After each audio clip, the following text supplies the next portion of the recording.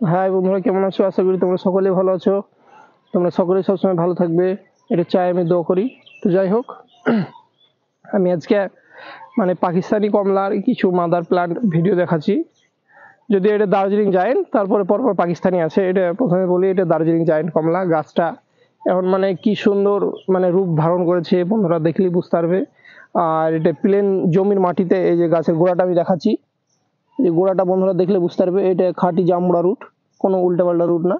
আর এই যে গাছটা হয়েছে খুবই সুন্দর, ঝাঁকড়া ঝোপালো, আমার থেকে বেশ বড় হয়ে গেছে, মোটামুটি 6-7 ফুট গাছ, 7 ফুট হয়ে যাবে আরামসে। তো এই গাছে আপনারা মোটামুটি এরকম জোর ঝরাতে হলে অবশ্যই, যারা মাটিতে করেন তারা তো অবশ্যই এমনি গাছ খুব সুন্দর সতেজ সবুজ হয়। আর সেখানে আপনারা খাদ্য দিবেন, মাঝে মধ্যে খোলকে 1 মুঠ করে দিবেন। মাটির গাছে 1 মুঠ দিলে কোনো অসুবিধা নেই, খোল গুঁড়ো, এক কথায় খোল গুঁড়ো 1 মুঠ নেবেন। পানি টানি হবে, শুকনো টাইমে দেওয়ার দরকার নাই, পানি টানি হবে তখন দিলেন, বা ভুঁই সেচ দেওয়ার টাইমে 1 মুঠ খোল গুঁড়ো দিয়ে দিলেন, সেচ দিয়ে খোল গুঁড়োটা দিবেন, খুব ভালো হবে। তারপরে মাঝে মধ্যে 10-26 দিবেন, মোটামুটি 2.5-3 মাস পর পর 10-26 দিবেন। 2.5-3 মাস পর পর ওই পটাশটা দিবেন, লাল পটাশটা। এরকম গাছ একদম সবুজ সতেজে ভরে যাবে গাছ। আর আমার এই সাধারণ মাটিতে করা আছে, এই যে প্লেন জমির মাটিতে দেখলেই বোঝা যায়। আমি মাটি দেখাচ্ছি, জমির মাটি, প্লেন জমির মাটি। আমি দার্জিলিং জায়েন্ট কমলার পর আমি এই পাকিস্তানি কমলা চলে আসছি। দার্জিলিং কমলাটা যদি একবার দেখিয়ে দিই, কারণ এই গাছটা একটু খাড়া লম্বা টাইপের হয়, দেখলেই বোঝা যাবে। আর এই যে পাকিস্তানি কমলা একটু ঝুপালো টাইপের হয়, একটু চারিদিক গোলাকৃতি ঝুপালো টাইপের হয়। পাতা দেখে সহজে বোঝা যায় না, পাতা কম বেশি একই। তো যাই হোক, আমি গাছটা দেখাচ্ছি, খুবই সুন্দর। এটাও কিন্তু এই দেখেন বন্ধুরা, বাতাবি রুট। আমি রুটটা দেখাই, এই যে রুট, এখান থেকে এই অবধি রুট, এই যে রুটটা বোঝা যাচ্ছে। তারপরে অরিজিনাল কমলাটা এখানে জোর দিয়েছে। আর পাকিস্তানি কমলা প্রচুর পরিমাণে হয়, প্রচুর পরিমাণে মিষ্টি হয়। যদি আমার কাছে আসেনি, এবার হয়তো 2025-এর ফেব্রুয়ারিতে ফলের আমি আশা করছি, কারণ ফল আসবে। গাছটা আমার অনেক বড় হয়েছে, সবুজ সতেজ হয়েছে, আর গাছে অতিরিক্ত জোরও আছে, ওর জন্য ফুল আসেনি, নাহলে হয়তো চলে আসতে পারতো। টবের গাছে হলে তো ছোট দিয়ে ফুল চলে আসতো। এবার মাটিতে এক কথায় গাছটা বড় হয়ে প্রচুর পরিমাণে ফল ফুল আসবে, আর সেখান থেকে এবার আমরা প্রচুর পরিমাণে ফল ফুল পাবো। আর এখানে মাঝে মধ্যে আপনারা পোকা যদি লাগে, যেমন ইমেজ দিবেন বা পারফেক্ট সুপার দিবেন, এতেই পোকা পালাবে।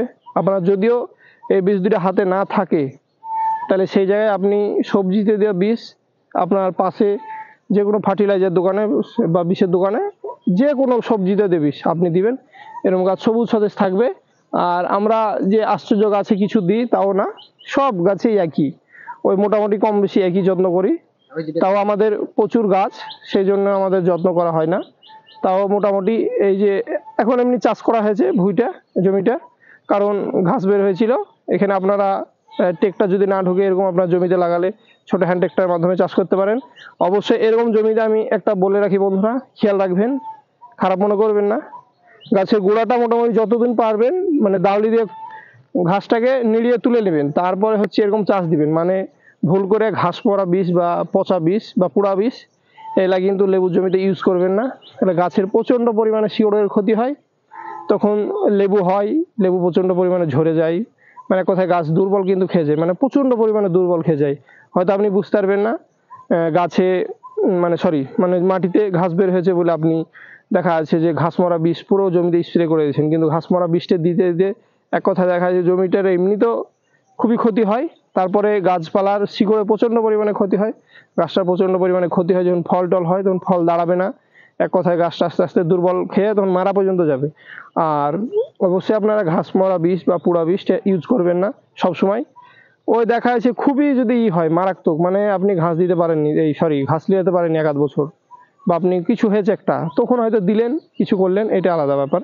নাহলে সবসময় ঘাস ঘাস পোড়া বা মরা বীজ দিবেন না। জমিকে এরকম সবসময় চাষ করে রাখবেন, সবুজ সতেজ হয়ে থাকবে, গাছ ভালো থাকবে, গাছের কোনো ক্ষতি হবে না। তো যাই হোক, আমি এরপর আমি আর একটা যাচ্ছি। এখানেও কিন্তু আমি পাকিস্তানি কমলার গাছ দেখাচ্ছি। এই যে একই গাছ, সুন্দর, একই একই শেপ, সুন্দরের গাছ, সুন্দর ঝোপালো গাছ, দেখতেই মজা লাগছে। আর গাছগুলা গঠন আলাদা, এক কথায় মাটিতে লাগালে গাছের খুব সুন্দর গঠন হয়, আর গাছের কোয়ালিটিটা দারুণ হয়। কারণ টবে সবসময় জোর পায় না, বা ছাদে ঢোবে ডামে করলে সবসময় জোর পায় না। তাই সেক্ষেত্রে মাটিতে কিন্তু এর ন্যাচারালি সমস্ত রকমের খাবার পেয়ে যায়, আর টবে তো ওর সীমাবদ্ধতা, তাই টবে সবসময় গাছ ভালো হতে চায় না। কিন্তু যদিও সব জায়গায় সব সময় সবারই তো মানে নিচে জায়গা পাওয়া সম্ভব না, যে টাউনে বাড়ি তারা কিন্তু কি করবে, কিন্তু ছাদ ছাড়া উপায় নাই, ছাদে করবেন। আর ছাদে করলে একটু কষ্টকর ব্যাপার হয়, যেমনি পানি টানি দেওয়া গেলা সব কিছু মেনটেন করতে হয় প্রতিদিন। আর মাটিতে লাগিয়ে দিলে আপনার লাগানোর টাইমে কিছুদিন খাটনি হয়, তারপরে আস্তে আস্তে মাটির যখন শিকড়টা ধরে নেয় তখন আর অত খাটনি হয় না, কারণ ও অটোমেটিকই মাটি থেকে জল শোষণ করে, খাবার দাবার সবই শোষণ করে। আপনি যদি 2-4 মাস বা 5 মাস নাও খাবার দিতে পারেন কোনো ব্যাপার না, কিন্তু টবের গাছে না খাবার দিলে হয়তো দেখা যাচ্ছে গাছটা পুরো দুর্বল খেয়ে যাবে বা পুরো হলুদ হয়ে গাছটা একবারই দুর্বল খেয়ে যাবে, ফল ফুলই হবে না, তখন আর সেই গাছ আর জোরও দিবে না। তাই টবের গাছ একটু যত্ন পরিচর্যা করবেন, খেয়াল রাখবেন। আমি এরপর আবার এখানে দেখাচ্ছি, এখানেও পাকিস্তানি কমলা আছে। এই যে পাকিস্তানি কমলা আমার এত মাদার লাগানোর একটাই উদ্দেশ্য, সেটা হচ্ছে কমলাটা প্রচণ্ড পরিমাণে মিষ্টি হয়, প্রচণ্ড পরিমাণ ধরে। আর এর মাদার গাছ করতে হয় আমাদের নার্সারি ক্ষেত্রে, কারণ এই চারাটা প্রচণ্ড পরিমাণে মানুষ নেয়। এক কথায় পাকিস্তানি কমলা জাতটা খুব সুন্দর। তো যাই হোক, আপনারা এইভাবে গাছ করবেন।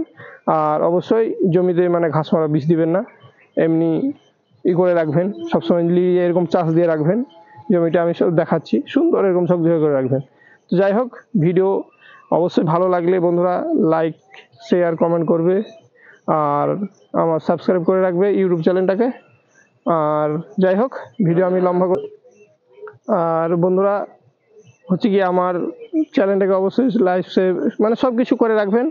আর যে কোনো ভিডিও পাওয়ার জন্যে কমেন্টে আপনারা এই কমেন্ট করবেন যে হয়তো আপনার লেবু মানে পাড়া বা যে কোনো উদ্দেশ্য নিয়ে ভিডিও করতে বলবেন, আমি করব, বা গাছের যত্ন পরিচর্যা নিয়ে। তো যাই হোক, এটা আমার ছিল আজকের এই ভিডিও।